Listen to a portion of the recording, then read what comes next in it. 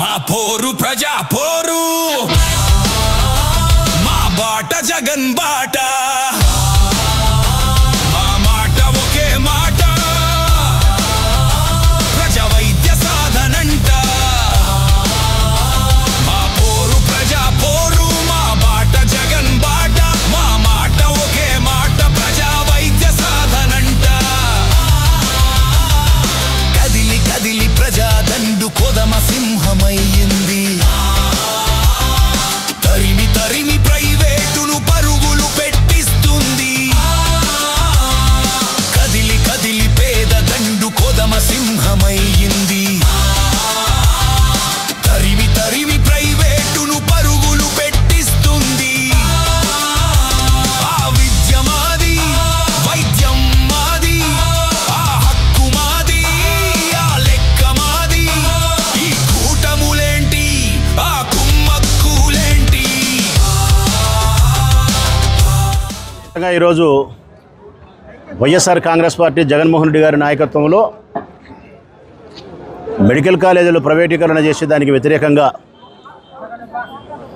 జగన్మోహన్ రెడ్డి గారు ఏ సదుద్దేశంతో అయితే మెడికల్ కాలేజీలు రాష్ట్రానికి సాధించి పెట్టినారో, ఈ రాష్ట్రంలోని పేద విద్యార్థులకు డాక్టర్ కావాలన్న కోరికగా మిగిలిపోకూడదు, ఆ కళ నెరవేరాలనే సత్సంకల్పంతో సద్బుద్ధితో 17 మెడికల్ కాలేజీలను ఈ రాష్ట్రానికి తీసుకొచ్చినాడు ఆయన. చంద్రబాబు నాయుడు 45 సంవత్సరాల రాజకీయాల్లో ఉండి 4 సార్లు ముఖ్యమంత్రిగా ఉండి ఈ రాష్ట్రానికి ఒక మెడికల్ కాలేజీ తీసుకురాలే. జగన్మోహన్ రెడ్డి గారు ఒక్కసారి ముఖ్యమంత్రి అయితేనే 17 మెడికల్ కాలేజీ తీసుకొచ్చినాడు. ఆయన మెడికల్ కాలేజీ తీసుకురాకపోవడం పైగా జగన్మోహన్ రెడ్డి గారి పేద ప్రజల కోసం తీసుకొచ్చినటువంటి విద్య, ప్రతి మెడికల్ కాలేజీలోనూ ఒక సూపర్ స్పెషాలిటీ హాస్పిటల్ ఉంటుంది. ప్రైవేట్ పరం చేయడం వలన పిల్లలకు విద్య దూరం అవుతుంది, అధిక ఖర్చులతో కూడిన భారం అవుతుంది.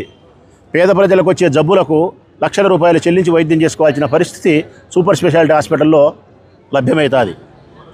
ఈ రెండు పేదవారికి, రాష్ట్ర ప్రజలకు కష్టం కలిగిస్తుందని చెప్పి ఆయన ప్రభుత్వం చేత మెడికల్ కాలేజీ నిర్వహించేదానికి 17 మెడికల్ కాలేజీల అనుమతులు తెచ్చి రాష్ట్ర ప్రభుత్వ నిధుల ద్వారా కాలేజీలను కన్స్ట్రక్షన్ చేసి దాదాపుగా ఒక 5-6 కాలేజీలు కూడా రన్ అయినాయి. 5-6 కాలేజీలు రన్ అయ్యేదానికి సంసిద్ధంగా ఉన్నాయి. ఈ నేపథ్యంలో కూటమి ప్రభుత్వం పాలనలోకి వచ్చిన తర్వాత మెడికల్ కాలేజీలన్నింటినీ కూడా ప్రైవేట్ పరం చేస్తున్నారు. తన అనునీయులకు, తెలుగుదేశం పార్టీకి సంబంధించిన నాయకులకు కట్టబెట్టి వేల కోట్ల రూపాయలు దండుకోవాలని చెప్పే ప్రయత్నం, జగన్మోహన్ రెడ్డి సాధించినటువంటి మెడికల్ కాలేజీల వల్ల పిల్లలు చదువుకుంటే ఆయనకు ఎక్కడ కీర్తి ప్రతిష్టలు మరింత ఇనుమడింపజేస్తాయో అని చెప్పి అసూయాగ్రస్తుడైనటువంటి చంద్రబాబు నాయుడు ఈ కాలేజీలను ప్రైవేట్ పరం చేస్తున్నాడు. దీన్ని వ్యతిరేకిస్తూ ఉంది వైఎస్ఆర్ కాంగ్రెస్ పార్టీ. అనేక రకాలుగా విన్నవించి చూసినాం, అనేక రకాలుగా పాత్రికేయ సమావేశాల్లో మా నాయకులు మేము చెప్పినాం.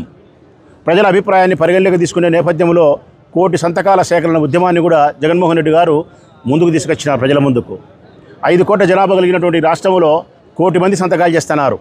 ఏమని?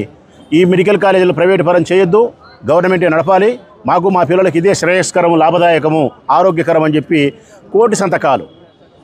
ఒక రాష్ట్రంలో 5 కోట్ల జనాభా కలిగిన రాష్ట్రంలో 1 కోటి మంది సంతకాలు సేకరించి గవర్నర్కి ఇస్తున్నారంటే ఏ ప్రభుత్వమైనా కానీ ప్రజాస్వామ్యాన్ని గౌరవిస్తుంది, ప్రజాస్వామ్యంలో ప్రజల అభిప్రాయానికి పెద్దపీట వేస్తుంది. నియంత్రిత పాలన కలిగినటువంటి హిట్లర్, ముస్సోలిని లాంటి వ్యక్తులైతే మాత్రమే ప్రజాస్వామ్యానికి వ్యతిరేకంగా, ప్రజల అభిప్రాయానికి వ్యతిరేకంగా నిర్ణయాలు తీసుకుంటారు. ఆ కోవకు చెందినవాడే, ఆ డిఎన్ఏ సంబంధించిన వాడే చంద్రబాబు నాయుడు. ముస్సోలిని, హిట్లర్ డిఎన్ఏకి సంబంధించిన వాడే చంద్రబాబు.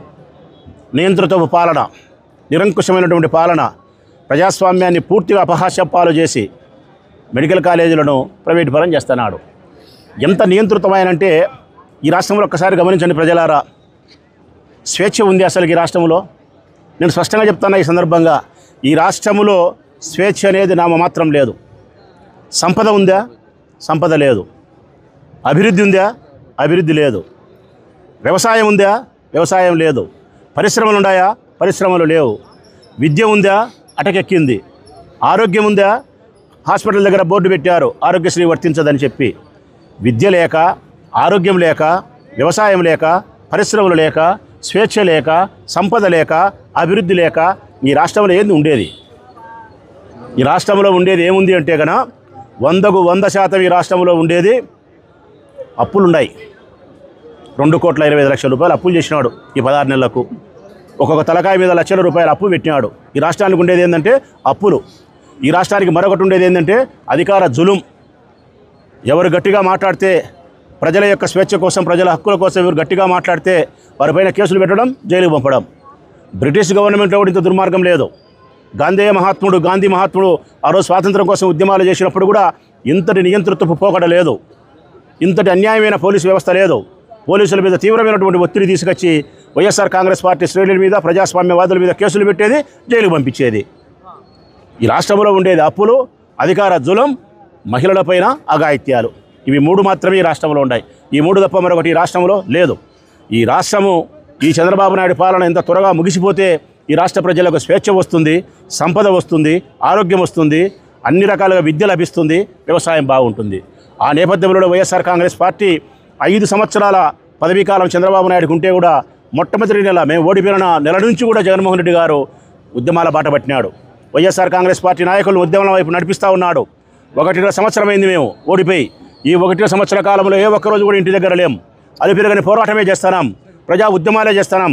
ప్రజల స్వేచ్ఛ కోసం, ప్రజల హక్కుల కోసం, ప్రజల అభివృద్ధి కోసం, ప్రజల సంక్షేమం కోసం వైఎస్ఆర్ కాంగ్రెస్ పార్టీ జగన్మోహన్ రెడ్డి గారి నాయకత్వంలో అలుపెరగని పోరాటం చేస్తూ ఉంది. ఇంకా 3.5 సంవత్సరం ఉంది. ఈ 3.5 సంవత్సరం ఇంతకు రెండింతలకు 4 తీవ్ర రూపమే ఉద్యమాల బాట పడతాం. మీరు ఎన్ని కేసులు పెట్టినా, ఎన్ని మమ్మల్ని ఇబ్బందులు పెట్టినా, ఎన్ని మానసికంగా శారీరకంగా మమ్మల్ని బాధించినా కూడా వైఎస్ఆర్ కాంగ్రెస్ పార్టీ లక్ష్యం ఒకటే. ఈ రాష్ట్రంలో ప్రజలకు స్వేచ్ఛ ఉండాలా, సంపద ఉండాలా, ఈ ప్రజలకు సంక్షేమాన్ని, అభివృద్ధిని అందించగలగాల. ఆ లక్ష్యం కోసమే వైఎస్ఆర్ కాంగ్రెస్ పార్టీ జగన్మోహన్ రెడ్డి గారి నాయకత్వంలో పనిచేస్తుంది. ఇప్పుడు మెడికల్ కాలేజీలకు సంబంధించినటువంటి ఈ ఉద్యమంలో కూడా ఎంఆర్ఓ గారు కలిసి రాష్ట్ర వ్యాప్తంగా ఒక వినతి పత్రాన్ని ఇచ్చి గవర్నర్ గారికి మేము 1 కోటి సంతకాల సేకరణలో ఉద్యమంలో భాగంగా 1 కోటి సంతకాలు అందించబోతున్నాం. దయచేసి ప్రభుత్వానికి, గుడ్డి ప్రభుత్వానికి, దున్నపోతు నిద్రపోతున్న ప్రభుత్వానికి, హిట్లర్ పోకడగలిగిన ఈ ప్రభుత్వానికి మా అభిప్రాయాన్ని, మా మనోసంకల్పాన్ని తెలియజేయండి అని చెప్పి సంబంధించిన అధికారులకు విజ్ఞాపన పత్రాన్ని అందజేస్తున్నాం. ఇది ఈ పుదురుతో ఈ కార్యక్రమానికి, ఈ ఉద్యమానికి సమాప్తం. కానీ శేషమే ఇది, ఇంతటితో కాదు. ఈ రోజుకి సమాప్తం. మళ్ళీ రేపటికి జగన్మోహన్ రెడ్డి గారు ఈ ఉద్యమాన్ని బలోపేతం చేసేదానికి మరొక కార్యక్రమాన్ని ప్రజల ముందుకు తెస్తాడు. వైఎస్ఆర్ కాంగ్రెస్ పార్టీ శ్రేణులు దాన్ని అవలంబిస్తారు. కాబట్టి మెడికల్ కాలేజీలో ప్రభుత్వం నడిపేంత వరకు ఈ పోరాటం చేస్తాం. ఈ నిద్రపోతున్నటువంటి ఈ ప్రభుత్వం నిరంకుశంగా ఆలోచన చేస్తే 3.5 సంవత్సరం తర్వాత మా ప్రభుత్వం వచ్చిన తర్వాత ఎవరి చేతుల్లో కాలేజీలు ఉన్నా కూడా మెడ వంచి ఆ కాలేజీలు తీసుకొని ప్రభుత్వం చేతుల్లో పెట్టి, ప్రజలకు సంబంధించిన ఆస్తిని ప్రజల చేతుల్లో పెట్టి, ప్రజలకే సౌలభ్యకరమైనటువంటి ఆసుపత్రులను, మెడికల్ కాలేజీలు అందించే ప్రయత్నం చేస్తాము. అది జరుగుతుంది.